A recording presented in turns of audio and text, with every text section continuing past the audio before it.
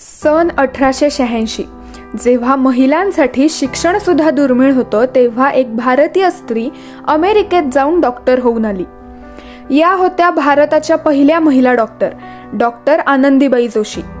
वयाच्या 8व्या वर्षी लग्न, 14व्या वर्षी मातृत्व. दुर्दैवाने त्या मुलाचा मृत्यू झाला. पण या दुःखात रडत न बसता त्यांनी डॉक्टर व्हायचं ठरवलं.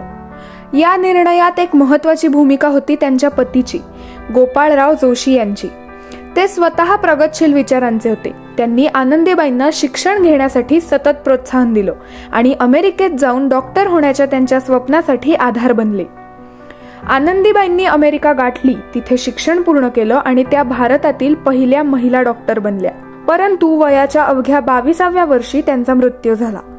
तरी देखील त्यांनी लाखो स्त्रियांना एक नवीन वाट दाखवली, शिकण्याची, पुढे जाण्याची आणि आपली ओळख निर्माण करण्याची. भारत ते अमेरिका त्यांचा हा प्रवास आजही अनेकांसाठी प्रेरणादायी आहे.